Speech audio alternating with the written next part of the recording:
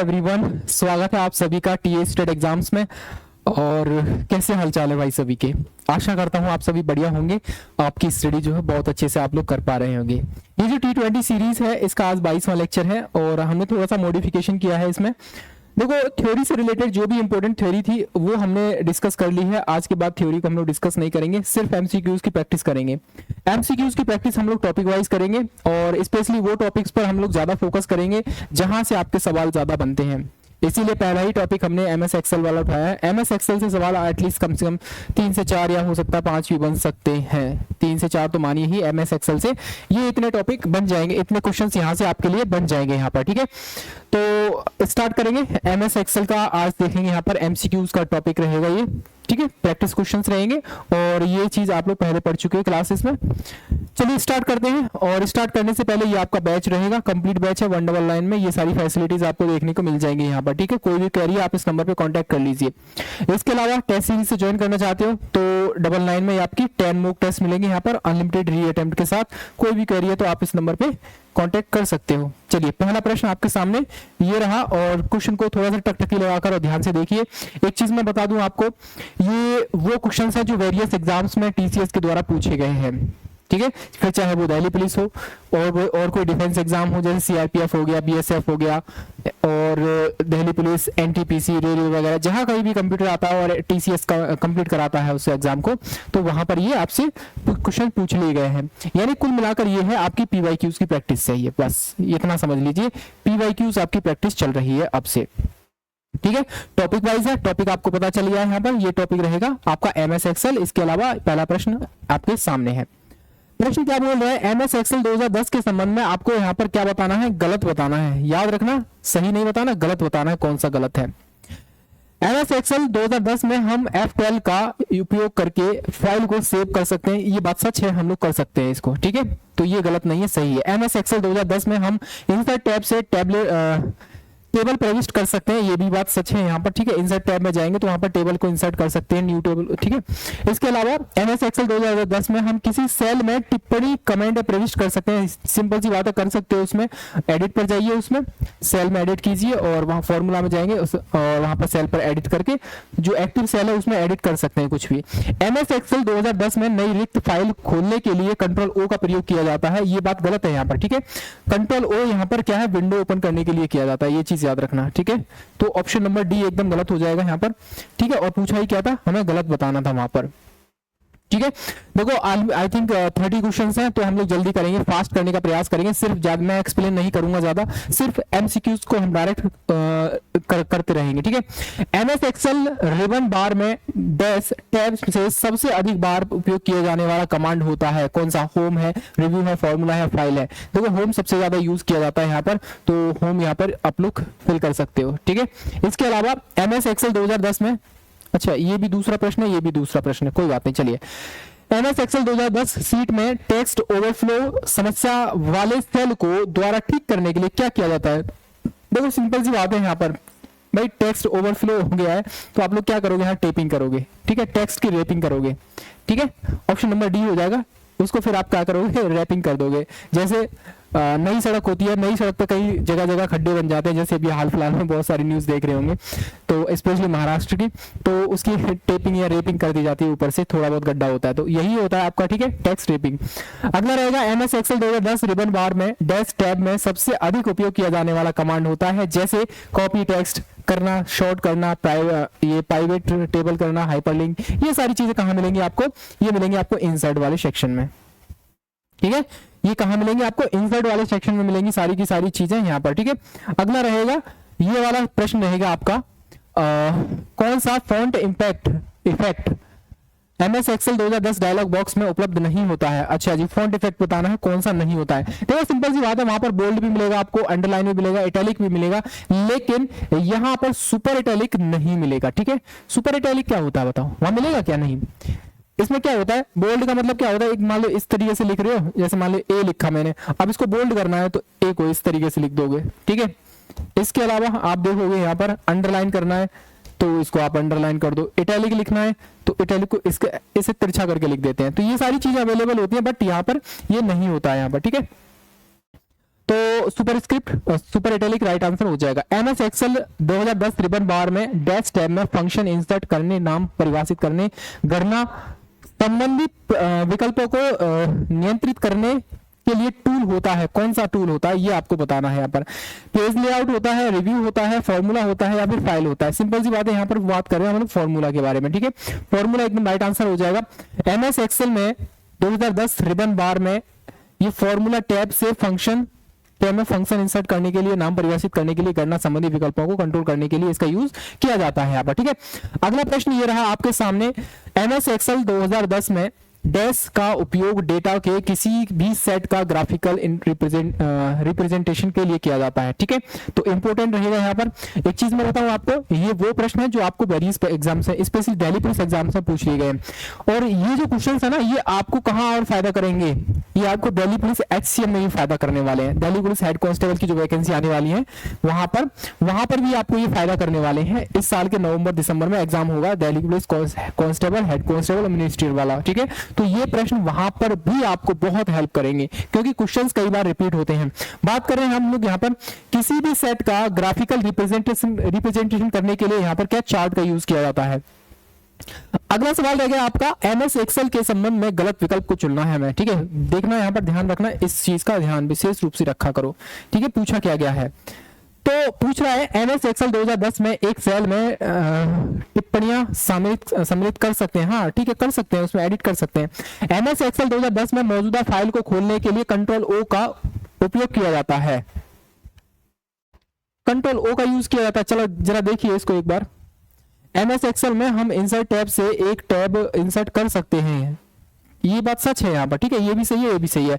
अब ऑप्शन बचा लास्ट वाला, डी वाला। एमएस एक्सेल 2010 में हम F2 का उपयोग करके फाइल को सेव कर सकते हैं। अब आप मुझे कमेंट सेक्शन में इसका बता सकते हो, ठीक है।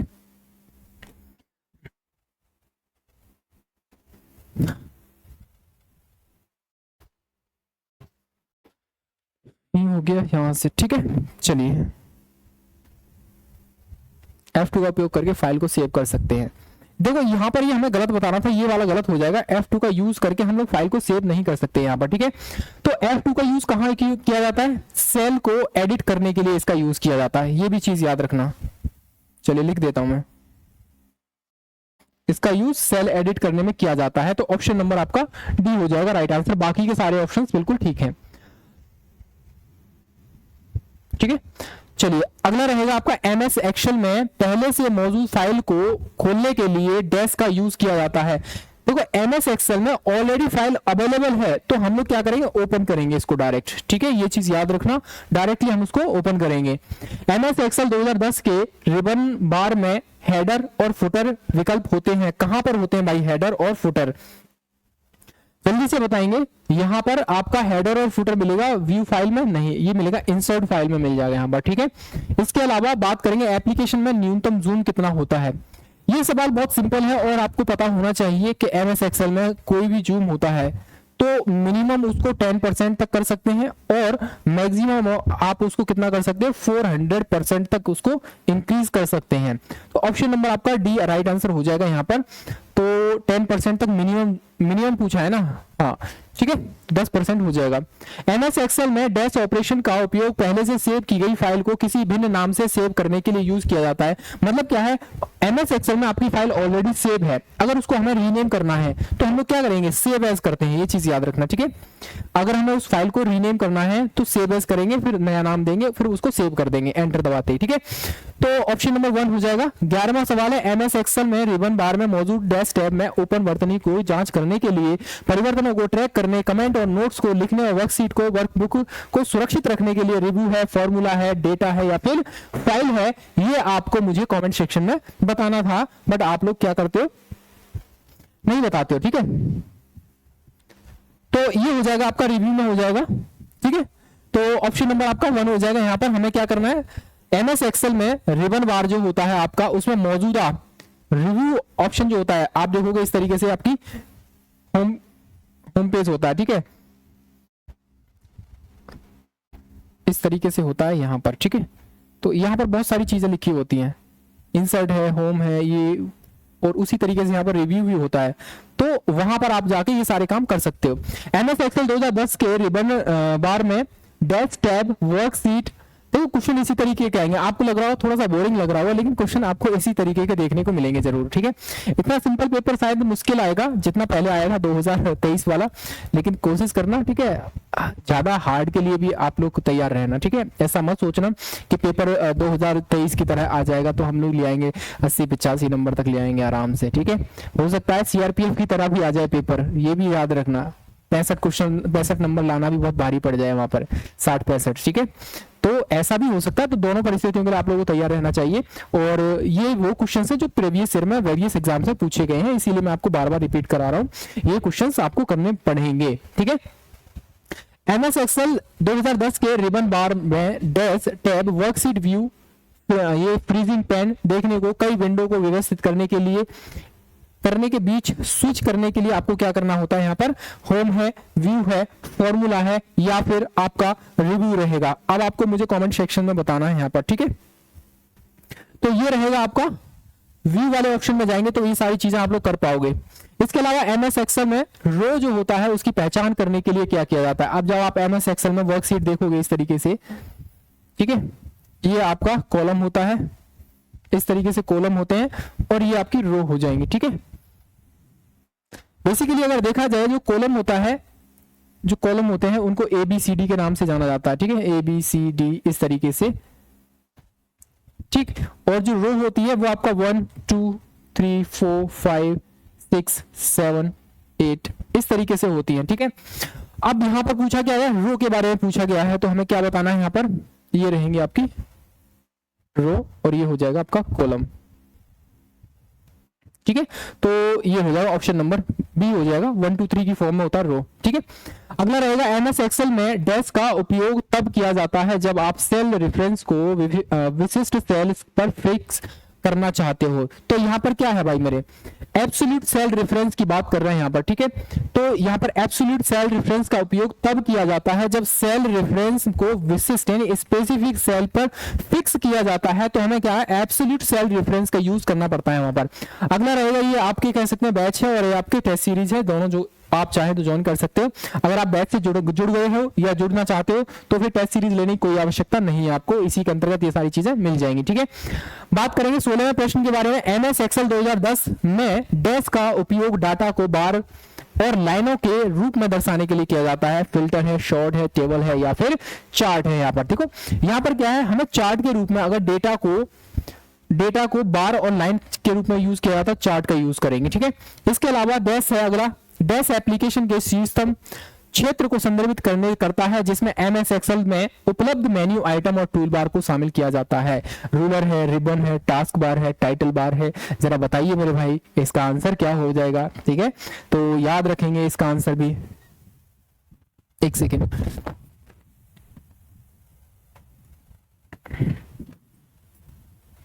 ठीक है। चलिए, तो यहां पर आप देखोगे कौन सा आंसर सही हो जाएगा, जल्दी से आप मुझे कमेंट सेक्शन में बताइए। ये हो जाएगा आपका ऑप्शन नंबर रिबन। तो रिबन में रिबन एप्लीकेशन के शीर्ष क्षेत्र को संदर्भित करता है जिसमें एमएस एक्सेल 2010 में उपलब्ध मेन्यू आइटम और टूल बार शामिल होते हैं। ये रिबन की बात कर रहे हैं। अगला रहेगा आपका 18वां प्रश्न। डैश एक टूल है जिसका उपयोग एमएस एक्सेल में डेटा की गणना करने के लिए, सारांश और विश्लेषण यानी एनालिसिस करने के लिए, समराइज करने के लिए, डेटा को हमें क्या करना है, कैलकुलेट करना है, समराइज करना है, एनालाइज करना है, इन सब के लिए यूज किया जाता है। आपको डेटा में तुलना भी यानी कंपेयर भी करना है इसमें, तो आप लोग क्या करोगे यहाँ पर, तो ये होता है पाइवोट टेबल के नाम से इसको जाना जाता है। तो वहां पर ये सारी चीजें आप लोग कर सकते हो, डेटा की आप कैलकुलेट कर सकते हो, समराइज कर सकते हो, एनालाइज कर सकते हो, और डेटा को तुलना यानी कंपेरिजन भी कर सकते हो, पैटर्न और रोजा ट्रेंड वगैरह देखने के लिए भी यहाँ पर आप लोग चेक कर सकते हो, ठीक है।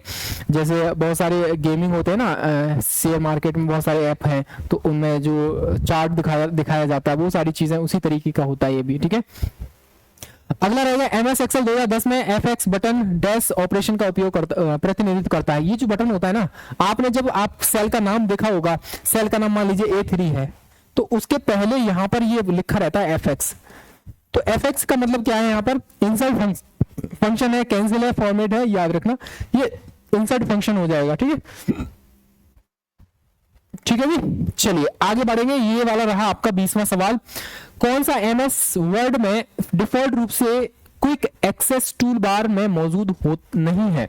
अच्छा जी, रीडू होता है, अंडू होता है, सेव भी होता है, बट कट होता है क्या? नहीं होता। डिफॉल्ट रूप से पूछ रहा है, होता है लेकिन डिफॉल्ट रूप से ये मौजूद नहीं होता है।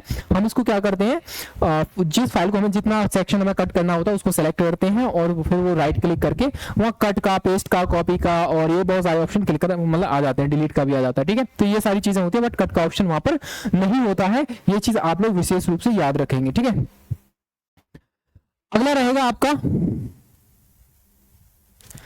एमएस एक्सेल 2010 के रिबन डैश में फंक्शन प्रविष्ट करने, नामों को परिभाषित करने और गणना करने के लिए कौन सा किसको यूज किया जाता है? ठीक है, ये फॉर्मूला का यूज किया जाता है, यहाँ पर याद रखेंगे। अगला सवाल रहेगा 22वां। 2010 एमएस एक्सेल में डॉक्यूमेंट को जल्दी से जूम करने के लिए डैश में माइनस और प्लस चिन्हों का यूज होता है। अब मान लीजिए ये आपकी वर्कशीट है, यानी कि आपकी एक्सेल सीट है। एक्सेल सीट में कभी नोटिस करना, नीचे जो आपका टूल बार होता है, ठीक है, सॉरी टाइटल बार जो होता है आपका, सॉरी टाइटल नहीं, स्टेटस बार होता है। टाइटल बार तो ऊपर होता है ना यहाँ पे, तो उसके बाद नीचे सबसे नीचे होता है स्टेटस बार। स्टेटस बार के जस्ट यहाँ पर देखा होगा एक इस तरीके से लाइन खींची होती है, एक तरफ प्लस होता है, एक तरफ माइनस होता है।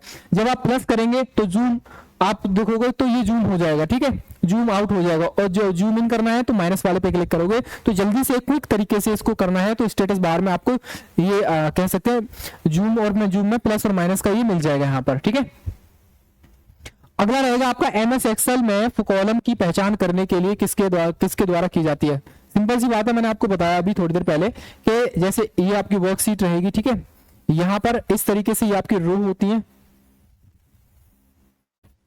ठीक है, और यहां पर ये इस तरीके से आपके कॉलम होते हैं। चलिए, ये जो कॉलम्स होते हैं यहां पर,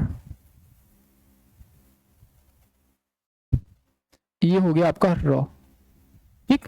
तो कॉलम ABCD के हिसाब से होता है और ये 1 2 3 के हिसाब से होता है। बात कर रहे हैं यहाँ पर कॉलम्स की, ठीक है, तो ऑप्शन नंबर 1 हो जाएगा राइट आंसर, ये हो जाएगी रो आपकी। ठीक है, अगला रहेगा एमएस एक्सेल सेल से संबंधित गलत है। यहां पर गलत बताना है, क्या है गलत? ठीक है, गलत का मतलब क्या है यहाँ बताइए जरा। ऑप्शन नंबर 1 क्या कह रहा है, सेल का एड्रेस 1 2 3 के रूप में होता है? नहीं, 1 2 3 के रूप में एड्रेस नहीं होता, ये रो का नंबर होता है। ठीक है, और एक सेल कैसे बनता है ये आपको पता होगा, रो और कॉलम्स को मिलाकर एक मतलब सेल बनता है, रो प्लस कॉलम्स को मिलाकर एक सेल बनता है, ये चीज याद रखना। ठीक है, तो यहां पर ये वाली बात ठीक है, ऑप्शन नंबर डी एकदम सही है, लेकिन हमें गलत बताना है, याद रखना। उसके अलावा रो और कॉलम्स के इंटरसेक्शन को सेल के रूप में पाया जाता है, ये बात भी सच है। सेल में टेक्स्ट हो सकता है, जैसे अक्षर संख्या ये सब हो सकता है, ये भी हो सकता है, बट यहाँ पर ये वाला गलत है कि एड्रेस इस रूप में नहीं हो सकता, 1 2 3 की फॉर्मेट में नहीं हो सकता। अगला रहेगा एप्लीकेशन में न्यूनतम जूम कितना होता है, ये आपको मैं पहले बता चुका, न्यूनतम इतना होता है और मैक्सिमम कितना होता है 400% तक आपको जूम कर सकते हो। डेटा वैलिडेशन वाला विकल्प एमएस एक्सेल के रिबन बार में डैश टैब में उपस्थित होता है। कहां पर होता है? डेटा में ही होता है। ठीक है, ये चीज याद रखना। अगला रहेगा आपका 27वां सवाल, एमएस एक्सेल रिबन बार में dash tab on screen printed दोनों वर्कशीट के रूप को व्यवस्थित करने के लिए टूल का प्रयोग करता है। ये टूल थीम सेटिंग, उसके बाद ग्रिड लाइंस, पेज मार्जिन और ये आपका ऑब्जेक्ट अलाइनिंग और फिर प्रिंट एरिया को कंट्रोल करता है। ये चीज याद रखना, यहाँ पर टूल्स है, टूल्स थीम्स हो जाएगा आपका, थीम सेटिंग हो जाएगा, ग्रिड लाइन हो जाएगा, पेज मार्जिन हो जाएगा, यहाँ पर ऑब्जेक्ट अलाइनिंग हो जाएगा और प्रिंट एरिया हो जाएगा। अब यहाँ पर बताना है ये सब करने के लिए हमें कहां पर जाना पड़ेगा। ठीक है, जल्दी से बताएंगे आप लोग यहाँ पर। तो ये रहेगा आपका पेज लेआउट में आपको जाना पड़ेगा यहाँ पर। अगला सवाल रहेगा एमएस एक्सेल 2010 के टेबल फीचर में के माध्यम से बनाए गए टेबल द्वारा यूजर भिन्न मानों को से डैश फिल्टर कर सकता है। सेल है, फिल्टर है, कॉलम है या फिर आपका रो हो जाएगा, ये आपको बताना है यहाँ पर। ठीक है, जल्दी से आप लोग बता सकते हो यहाँ पर। हाँ जी, ये आप बात कर रहे हो, सेल की बात कर रहे हो। ठीक है, अगला रहेगा 29वां सवाल, एमएस एक्सेल एप्लीकेशन में उपस्थित जूम को अधिकतम जूम कितना कर सकते हो? ये बात कई बार सवाल बन गया है। ठीक है, तो 400% आप मैक्सिमम जूम कर सकते हो। याद रखना, बहुत से साथी होंगे यहाँ पर एक कह सकते हैं 100% भी हो सकता है तो वो भी कर सकते हो, ऐसा नहीं है, ये गलत हो जाएगा, 400% तक आप उसको जूम कर सकते हो। इसके अलावा लास्ट क्वेश्चन है, कौन सी विशेषता समान पंक्ति या कॉलम में एडजेसेंट सेल में सामग्री को त्वरित रूप से कॉपी करने पेस्ट करने के लिए यूज की जाती है? ये होता है आपका फॉर्मेट पेंटर। हाँ जी बताइए, बिल्कुल ठीक है, फॉर्मेट पेंटर नहीं होता भाई मेरे, ठीक है, याद रखना, ये फिल हैंडल होता है। ऑप्शन नंबर आपका डी हो जाएगा, सॉरी ए हो जाएगा राइट आंसर, ठीक है। चलिए एक सेकेंड, इसमें थोड़ा सा मुझे डाउट लग रहा है थोड़ा सा। MS एक्सेल 2010 के टेबल फीचर के माध्यम से बनाए गए टेबल द्वारा यूजर्स यानी उपयोगकर्ता भिन्न मानों से डैश को फिल्टर कर सकता है, ये कॉलम्स में जाकर उसको फिल्टर कर सकता है। तो ऑप्शन नंबर आपका सी हो जाएगा राइट आंसर, ये बात बिल्कुल सच है यहाँ पर। तो भाई मेरे ये हो जाएगा यहाँ पर, ठीक है। आगे बात करेंगे हम लोग, बस इतना ही है, बाकी आपका बैच है और ये आपके टेस्ट सीरीज है। जो बैच जो साथी बैच से जुड़ेंगे उनको टेस्ट सीरीज अलग से परचेज करने की कोई जरूरत नहीं पड़ेगी, ठीक है। ये रहा आपका सेशन। आज से हम लोग क्या करेंगे, हम लोग करेंगे क्या कि एमसीक्यूज की प्रैक्टिस करेंगे टॉपिक वाइज, इसी तरीके से टॉपिक वाइज चलते रहेंगे। अभी MS एक्सेल की कम से कम 2-3 क्लास आएंगी, क्योंकि इससे क्वेश्चन ज्यादा देखने को मिलेगा यहाँ पर, ठीक है। तो MS एक्सेल 1-2 दिन और स्टडी करेंगे। याद रखना ये क्वेश्चन थोड़े से बोरिंग लग सकते हैं, थोड़ा सा लगेगा कि हाँ ये तो थोड़ा सा हार्ड है, बट याद रखना ये इसी तरीके के सवाल वहां से बने हैं और प्रीवियस ईयर एग्जाम्स में, वेरियस एग्जाम्स में ये क्वेश्चंस बने हैं, तो वही आपको प्रैक्टिस करनी पड़ेगी यहाँ पर, ठीक है। बाकी अपने कंसेप्ट है, सर ने बैच में अच्छे से कराए होंगे, तो वो चीज आप लोग वहां से कर लेना कवर, ठीक है, कंसेप्ट वगैरह। चलिए अभी के लिए tata bye bye, take care.